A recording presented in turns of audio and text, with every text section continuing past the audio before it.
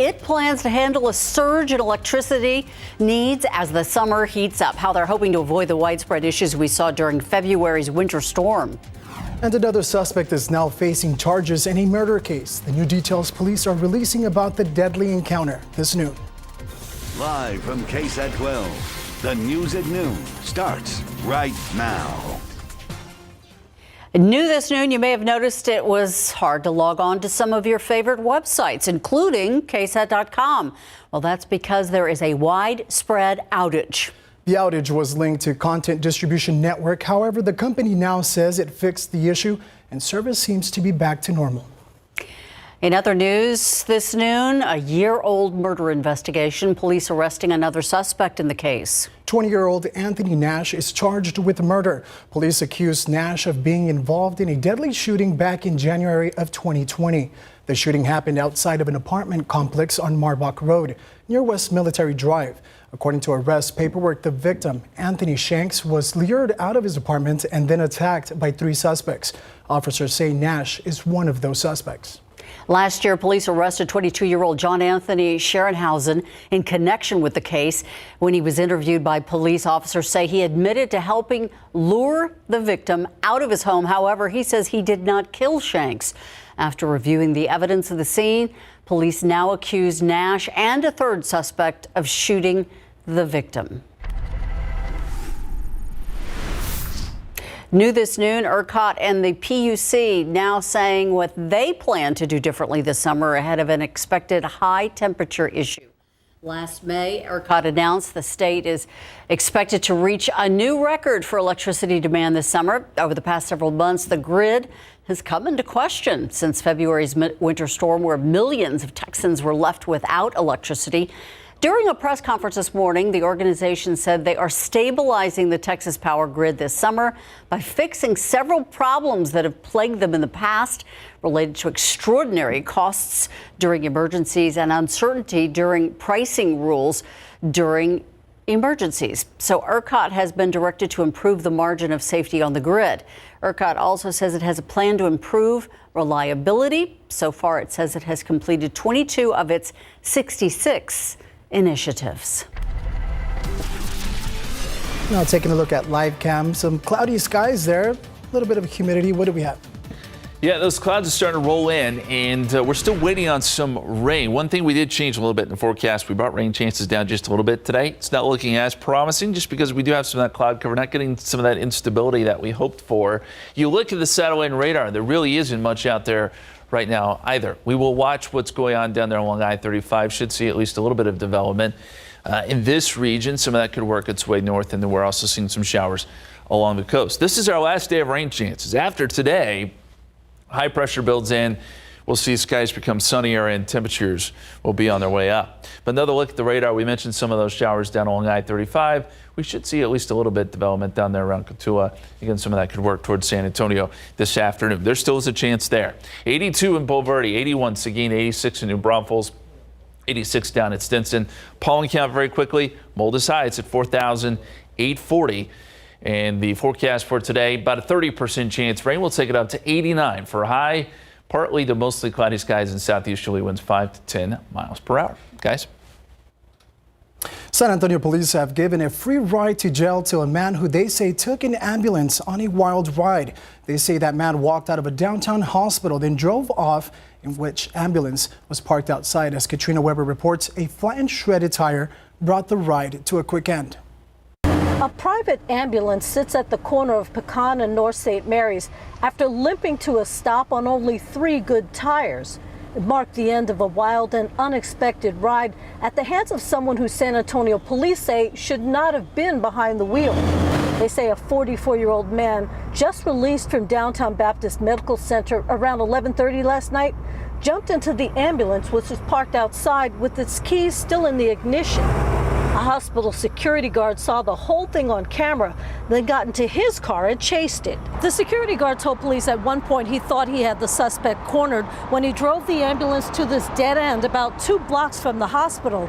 But the guard says the suspect got away by hitting him with the ambulance door and threatening him with a knife. Police say in the scuffle, the guard fired his gun, hitting the back rear tire. It get shredded, and the ambulance crawled to a stop near the Greyhound bus station about a half-mile away. SAPD officers caught the suspect getting out of the ambulance. Police say he was taken to a hospital complaining of chest pains, but that man later got a ride to jail to face criminal charges. Katrina Weber, KSAT 12 News. We reached out to the company that owns the ambulance, ShareMed. His spokeswoman told us there were no patients in it at the time and no one was hurt. She says because the case is under investigation, she had no further comment. We are still waiting for a response from Baptist Hospital. This afternoon, the capital murder trial of Otis McCain resumes. But yesterday, we heard one witness say that McCain admitted to the crime. SAPD officer Parker Morris said that he walked McCain to the magistrate's office after SWAT officers took the suspect into custody. According to Morris, McCain told him during a pat-down search. What statement specifically did the defendant make to you or in your presence during the pat-down? Yes, ma'am. He made it felt good to shoot him. Officer Morris was one of 10 witnesses to take the stand yesterday. We expect a few more witnesses from the state as they are getting ready to rest their case. But at some point, the interrogation tape will be played to the jury either today or tomorrow. It is 4 hours long. That trial resumes at 1 o'clock, and you can watch it live on KSAT.com. And a very busy morning for the San Antonio Fire Department after they were called to the northwest side, only to find a business up in flames. Fire crews say that building was destroyed. Firefighters arrived around 1 o'clock this morning in the 1400 block of West Hildebrand. Investigators say they were met with heavy flames and smoke, and all in the wall was bowing outwards. Crews started relentlessly attacking the blaze erupting from the roof of this multi-business commercial structure. Fire officials say they started fighting the fire from the outside so they wouldn't jeopardize the lives of their firemen. They say their effort was focused on the front of the building where a 12-inch wooden beam that runs across the roof of the structure was hit with heavy flames. Arson and fire investigation units were on scene. No one was hurt. A group of people came out to protest this morning. They're asking for some fees to get waived. The group says there's a lack of affordable housing on the east and west sides. Kayla Miranda says she fell on hard times but was finally able to make it into an affordable housing complex. However, she says while she lived at the Alizanapachi courts, she found several fees being tacked on to her monthly payment. A group of residents organized this protest. They were asking to get those fees dismissed. Now they're saying that they want city leaders to listen to them again. As they say, some committee appointments give for-profit developers too much power when it comes to housing policies. So why are they continuing to build those units when they already have a surplus of them, but they're not building where the need is? They need to listen to us. They need to look at the numbers. They need to be realistic, and they need to stop privatizing public funds. The group says the one thing the city can do to improve on is the way they ask for public comments. Miranda says that many people in her community don't have access to the internet, so they can't complete the surveys that the city's traditional releases tries to get to public input. Now to the latest on the coronavirus pandemic. The Delta variant taking hold in this country, driving a surge in new cases in nearly every single state. As ABC's Rena Roy reports, there are renewed calls for more Americans to get vaccinated. Growing fears the U.S. is heading in the wrong direction. The daily average of new cases in the U.S. tripling in the last month.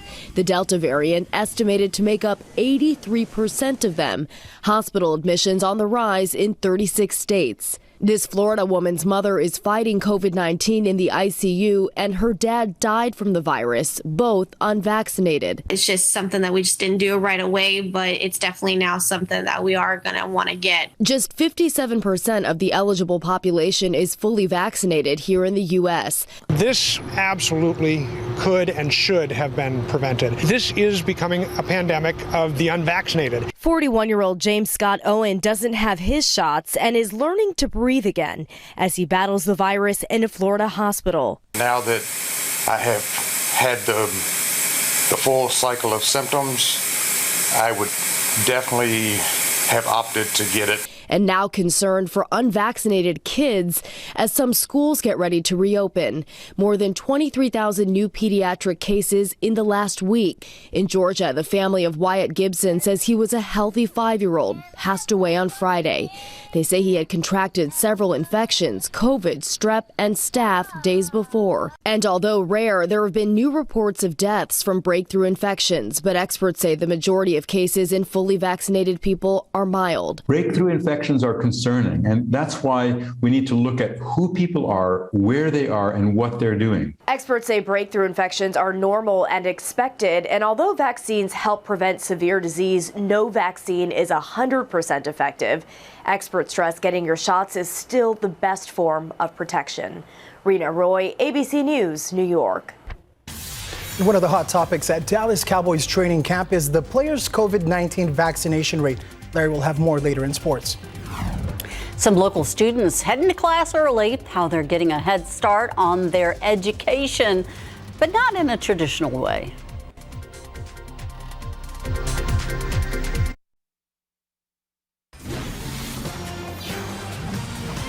Students in SAISD back in the classroom, but they're not exactly hitting the books yet. It's actually for a fun summer program. This week, the school district launched Jumpstart. Alicia Barrera went to Bonham Academy, where students say it doesn't feel like traditional school. Well, how could it feel just like a normal day in school when all the lessons are really hidden in hands-on activities like art, mariachi classes or other music classes, science, as well as gardening? Jumpstart is a 2-week program and it almost wrapped up its first week. And the cool thing about it, it's unique to each SAISD campus and it has a big focus on STEAM and STEM programs as well as the arts. This program is funded by the ESSER Fund as part of the Education Stabilization Fund in the CARES Act, as well as a group of SAISD principals, including Mr. David Nungaray, principal of Bonham Academy. Together, they wanted to establish an academic plan that focused on getting the kids excited about school once again. We're bringing back so many kids, especially after the year that we had last year. It's an opportunity for kids to engage in fun, innovative, enriching things that really help bring out the best in our kids, the best in our teachers, and really help support the re-entry back into the school for our kids. It's also a chance for students to explore their new campuses for the first time and ease any anxieties they or their parents may have in relation to the pandemic. Through the ESSER funds, SAISD will also have an intersection in the fall and then later at the end of the school year in order to keep these kids engaged in fun and unique ways. Reporting Alicia Barrera, KSAT 12 News. Looking outside with live cam, murky out there, and still wondering, is there any more rain for us? We've got one more day of rainfall, and then things are going to heat up, dry out. We've got a warm, hot, hazy weekend ahead. The aquifer down 0.3 of a foot today, 670.1. Still a good number, though. We're still in good shape there. And looking at your pollen count, we mentioned this earlier, molds are at 4,840, down from yesterday, moving in the right direction. We're going to take a look at the weekend forecast and look ahead to next week, too. A lot more summer-like. That forecast coming up.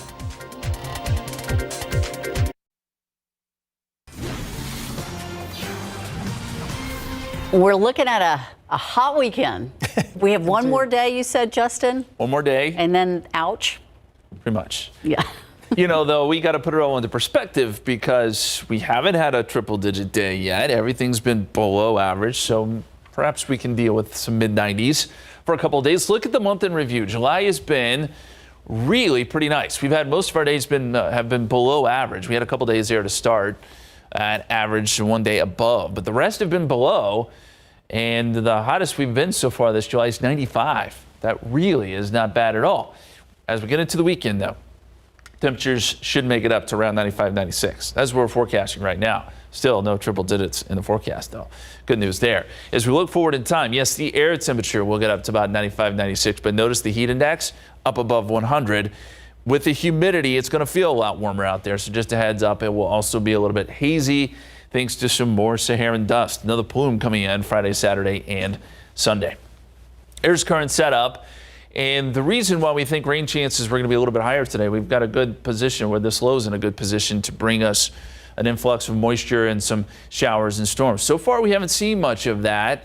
Looks like some clouds are keeping some of our instability at bay. But I think we're going to start to see more development down to the south, and we are beginning to see some of that as we look at the satellite and radar. These clouds will lift north, so it'll become a little bit cloudier here in San Antonio, and then we'll watch some of these showers, which are now starting to pop up, work their way north towards the San Antonio area here over the next couple of hours. So the radar should get a little more active as we get into the afternoon, and the computer models are showing that. So by 4 o'clock, isolated to scattered activity around the area, and by 6 o'clock, same story.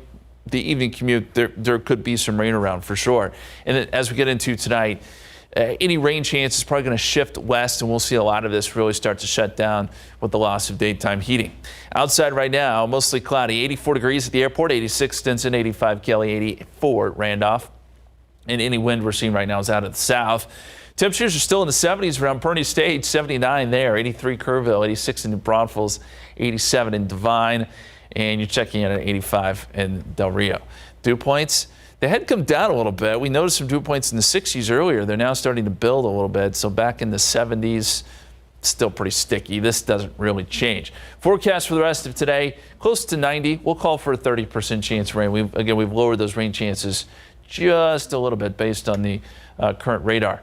Looking at the long-range forecast here, there's our heat high, what we don't want to see, what we haven't seen most of the summer, but it's here now, moves in over the weekend, and sits over Texas for a couple days before shifting north and west, but not far enough to where it opens up the door again for rain chances. There could be a couple showers along the coast, but we're not anticipating much next week. It just stays hot and somewhat humid. So here's the extended forecast. We're going to go 94 tomorrow, 95 Saturday, 96 on Sunday. Again, some of that dust, so there could be some hazy skies.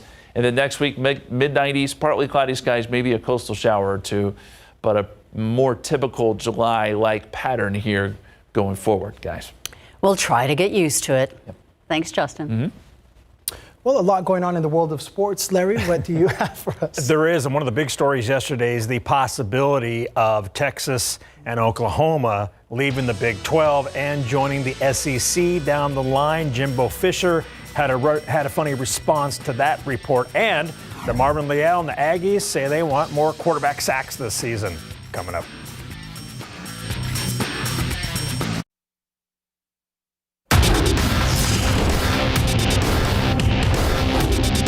There's a report in the Houston Chronicle that Texas and Oklahoma are inquiring about joining the SEC. I bet they would. Aggies head football coach Jimbo Fisher made reporters at SEC Media Days laugh at those words in response to the Horns and Sooners potentially joining the SEC in big board sports. Camping with KSAT, powered by Davis Law Firm. The Dallas Cowboys and their COVID-19 vaccination rate was a hot topic at training camp yesterday. Entering camp, there were reports that the Cowboys were only at 70% vaccination rate entering camp, below the 85% threshold that the NFL wants. Out of our 90 players here, we have a handful that, in my mind, have still to commit to this. A handful, without a hand, and a hand is 5. I was not particularly 100% on board with the vaccination, but through the relationships that we're fortunate to have in the medical community and to be able to watch the science, the numbers, and so forth, and then, I made a conscious decision to get the vaccination. All right, camping with the Cowboys. Key dates today is the first practice for the team, Saturday opening ceremonies, and Sunday, Jerry Jones will be live on Instant Replay. Texas and Oklahoma want to join the SEC and create a 16-team super conference, according to the Houston Chronicle. Now, WFAA in Dallas is reporting that their break from the Big 12 is imminent and that early next week, both schools would jointly file a letter with the Big 12 and say they're not going to renew their media rights. Then, both schools will need to apply to the SEC, and after that, it's up to the SEC to decide what to do. Texas A&M Athletic Director Ross Bjork told ESPN they want to be the only SEC program in the state of Texas. There's a reason why Texas A&M left the Big 12. To stand alone, they have their own identity. Here's Jimbo Fisher on that report from SEC Media Days. Well, I mean, A&M being in the SEC is great for us. It helps us tremendously. And like I say, it's speculation. You don't know what's going to happen. But for a conference to expand and do that, there's a lot that's got to go in. There's a bunch of other teams that they're saying left out. What do you do with those? What do they play? I mean, there's a lot left that we can say. We just talk about Texas and Oklahoma, and hey, they got a great conference. They're proud of it. Oh, you see that sly little smile. Aggies defensive lineman DeMarvin Leal helped represent the Aggies at SEC Media Days. Quite the honor. Last season, Big Marv had 2.5 of the Aggies' 28 sacks, and this season they want to increase their sack total. It's been emphasized so many times. Just being able to race to the QB, that's what we all do. We compete in everything that we do, and getting to the QB, we've emphasized that the most. If Texas joins the SEC, then the Horns-Aggies rivalry is back on, but OU and UT can't join the SEC until after the 2025 season when the Big 12 TV contract expires. So they'll have to wait a couple years. It will have to wait, yes. I imagine LSU'd be okay with it. No, I'm sure they would. They got it. There's a new warning about hotel booking sites, which you need to be aware of if you're planning a summer vacation.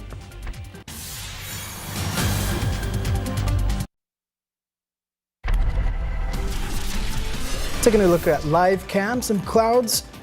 Looking kind of hot out there. Justin, what do you have for us? Yeah, temperatures are on their way up this afternoon. They won't be too bad. We've been in a pretty good pattern, right, for temperatures in July. But this weekend it warms up. Maybe you want to head out to the rivers to do some floating.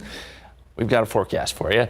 95 to 96 over the weekend. It'll be hot. It should be mostly sunny. Pretty good for any water activity you got. Lake, pool, you name it. All good. We'll see some warm mornings as well. Even down to the beach. Beach looks great too.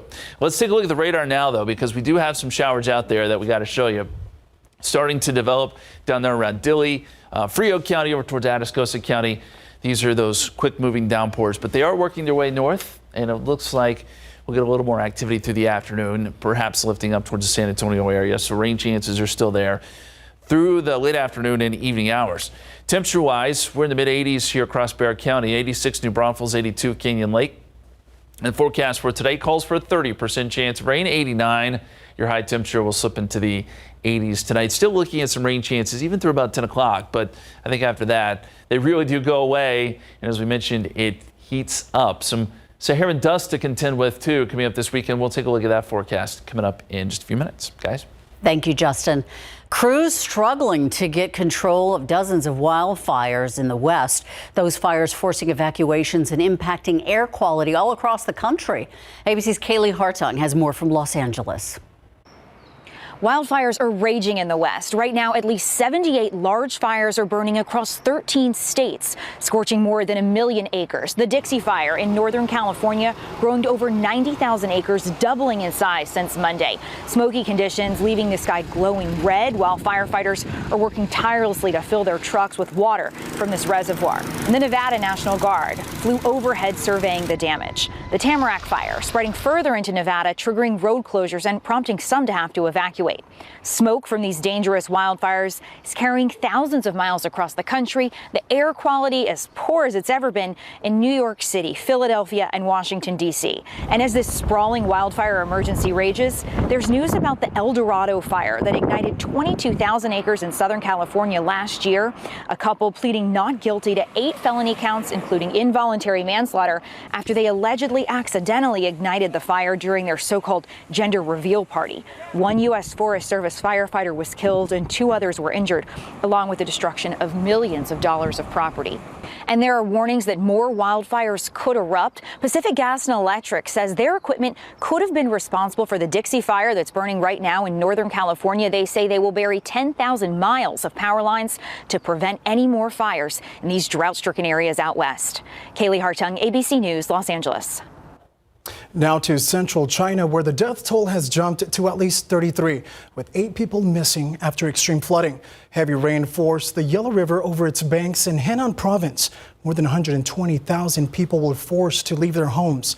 A dozen people were killed when floodwaters rushed into subway cars in the provincial capital. State media reports the train was stuck between 2 stations, and some passengers waited more than 3 hours to be rescued.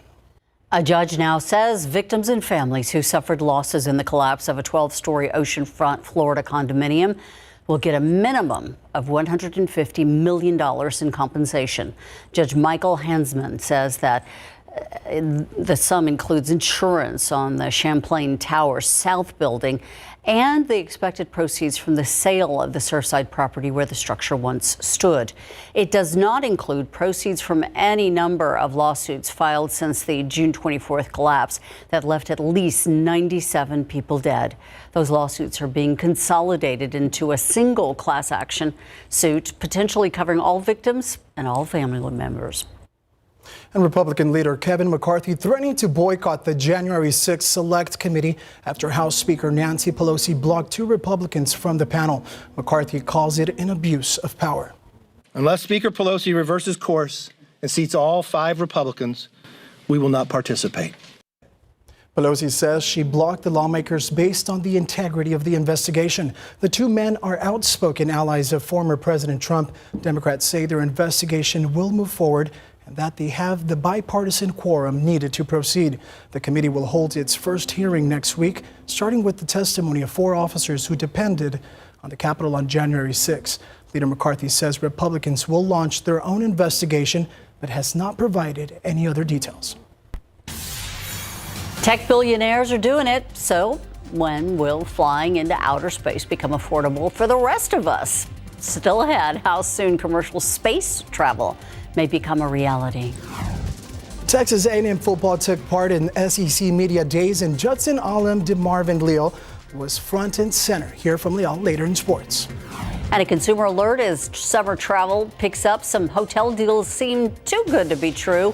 What you need to know before your next trip after the break.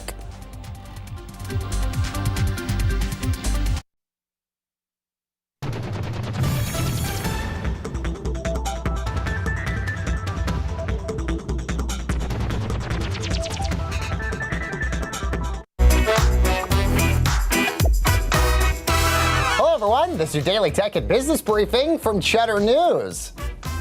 Shares of The RealReal on the rise as the luxury consignment marketplace jumping 5% Wednesday. That after Bank of America upgraded the stock to buy from neutral. The firm said RealReal was hit harder by the pandemic than other e-commerce stocks, but may be in line for a turnaround. This as they expand their store footprint. Currently priced at a little over $17 a share, Bank of America maintained a $26 price target on the stock, implying a 50% upside. Meanwhile, Venmo getting rid of one of the app's signature features as users will no longer be able to see strangers' transactions, eliminating that feed altogether. Venmo, which is owned by PayPal, says getting rid of the global feed, all part of the company's effort to evolve the platform. The mobile payment app also announcing they're expanding their privacy controls. They're allowing users to have their profile appear hidden on a friend's feed.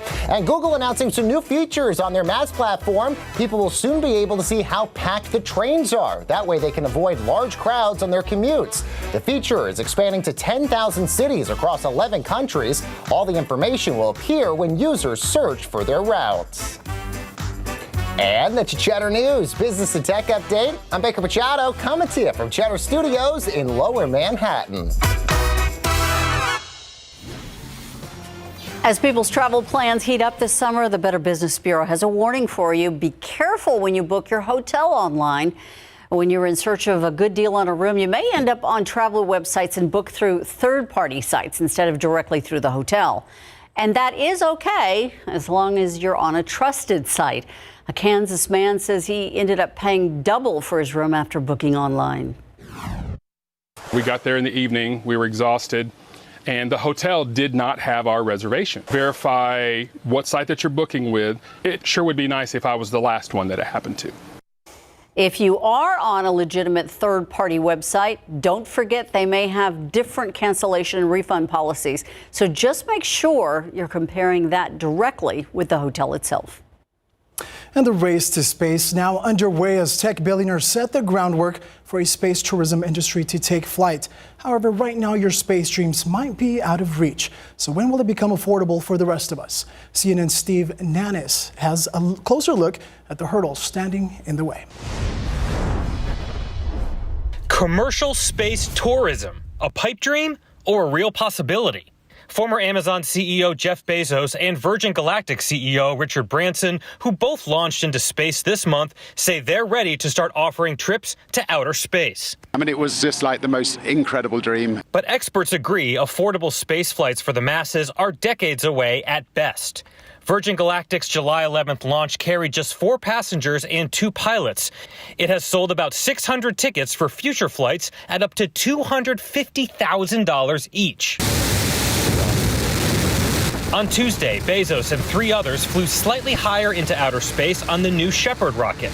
Bezos' Blue Origin space company has already booked nearly $100 million in tickets for future space flights, Bezos said. A major hurdle is getting enough space travelers to get into those rockets in order to spread out the cost. You've got to do it the same way we did it with commercial airline travel.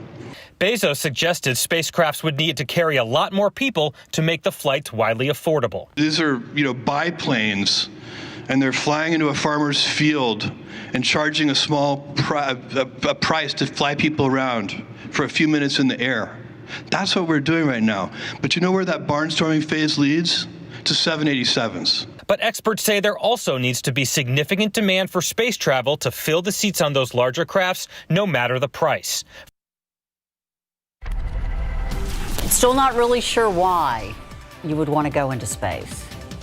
To visit. They're gonna have to put like a hotel up there first. Okay, to yeah. Go to but you can say you've been to space. Just gotta. It's just a bragging thing. Pretty much. Well, that's definitely what it is right now. 84 degrees so far today. 71 was the low this morning. The averages are 96 and 75. Records are 103 and 64. That 103 set back in 2018. We're watching some showers developing to our south. We'll take a look at the radar coming up.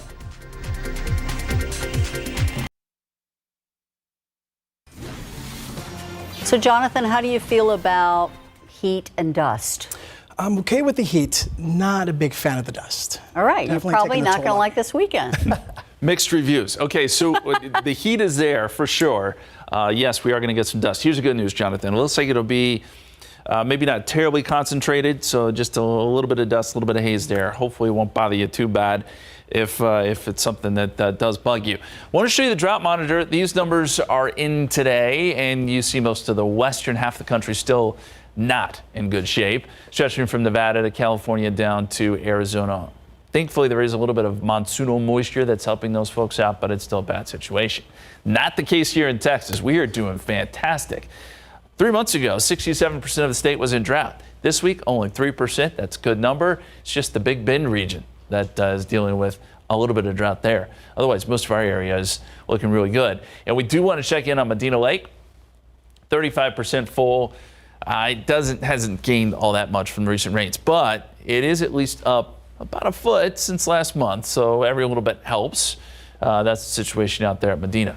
Okay, let's go to the live radar. We'll show you where the action is right now. We're starting to see some showers and downpours pop up, even a lightning strike there. Notice there's quite a bit of lightning down there in the valley. Some of this activity will move north and eventually affect some of our southern counties a little bit later today. We're also watching again, this activity here southwest of San Antonio, right along I-35, or just east of I-35, east of Pearsall and Dilley, starting to see more development, and then a little lightning strike down there as well near the Tilden area. This is lifting north and will affect places like Jourdanton and Poteet here within the next half hour or so, but expect some more of these pop-up showers and storms throughout the day, and we should at least get a little bit of activity up here around San Antonio as well.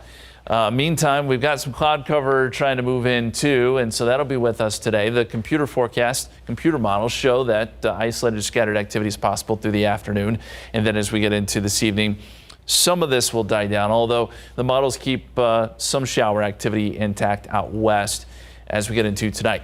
After today, the low that's helping to produce all this moves away, and we're going to be moving into more of a summer-like pattern. High pressure builds in.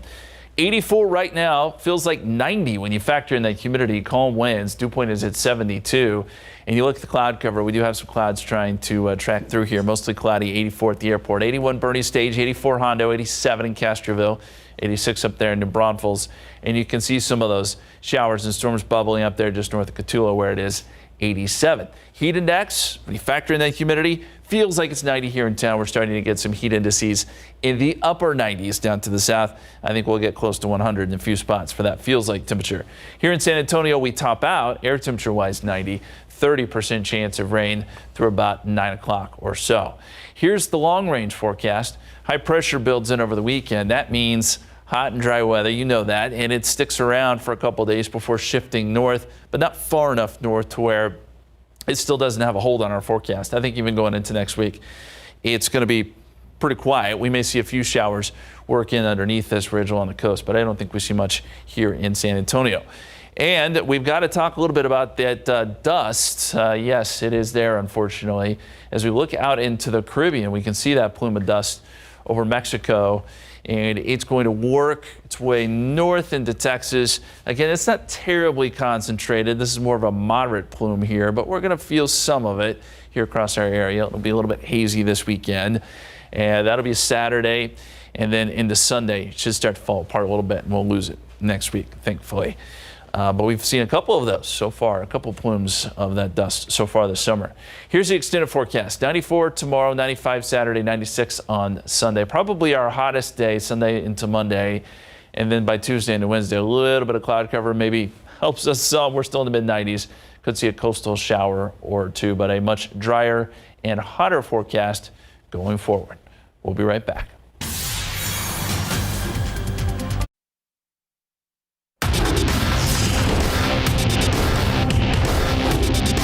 Obviously, no longer flying under the radar at all.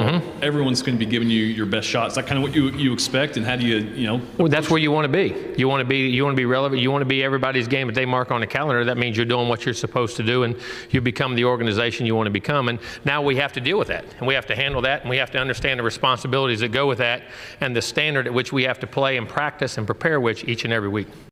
Jimbo Fisher and the Aggies are ready to handle all those high expectations this season in big board sports. Coach Pop and Team USA are in Japan getting ready to start the summer games. The U.S. went 2-2 during exhibition play in Las Vegas, which wrapped up this past Sunday. And some help is on the way for the red, white, and blue now that the NBA Finals are over with, and Suns guard Devin Booker and two members of the NBA champion Milwaukee Bucks and Drew Holiday and Chris Middleton. Coach Pop, yesterday, he was asked about his lineups. We haven't made any decisions on lineups. We've got, three guys coming in that haven't been here, and we've got Zach coming in who has been gone for a few days and filled in very nicely when Bradley could not continue. So that's still a work in progress. Team USA will open up group play Sunday against France. Jets and Rocket great DeMarvin Leal helped to represent the Aggies at SEC Media Days in Hoover, Alabama yesterday.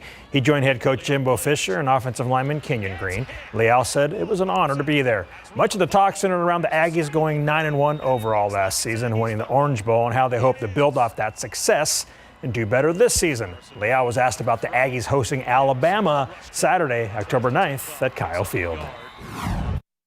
Personally, I'm looking forward to every team coming to Kyle Field and just being able to play at the highest level playing against the best. That's what I love to do. That's what I always love to do. So being able to knock down the defending national championships, that'd be good, but I'm looking forward to every single game. Leal and the Aggies kick off the season Saturday, September 4th at Kyle Field with Kent State at 7 p.m. The Aggies say they are ready to play in front of a packed house. In Major League Baseball, Wednesday wasn't a good day for the state of Texas. The Rangers lost the Tigers 4-2, and the Indians edged out the Astros 5-4. Then in AA Central play, the Mission split a doubleheader with the Springfield Cardinals yesterday, winning Game 1 10-5 and dropping Game 2 10-3. And the same two will play again tonight out at the Wolf. A lot of happy Aggie fans and not so happy Ranger fans, right? And what do you think of that LSU Aggie video I just used, Ursula? I'm just saying. I think we're in. We're ready. This is our year. Okay. Again, Justin. And this is the day for SA Live. Yes. Oh, we are going to new heights today on the show. Just wait until you see the show and Mike and I attempt that. Well, maybe not those moves. No, not at all. That is Pogo Fred, a Guinness World Record holder, and boy, he has set so many records, and he's going to try and teach us how to bounce on a pogo stick. Have you ever done that as a kid? Yes. I think. I don't know. I got hurt too. I don't know if it's like riding a bike though. So, hey, after all that, you're going to need something really good to eat, and Frappuccino is here, and Mo is still cooking up some wonderful, this is breakfast for lunch, but we have got pastrami, turkey, Swiss, and look at the size of those crepes, sweet and savory. Oh my goodness gracious. Look at that.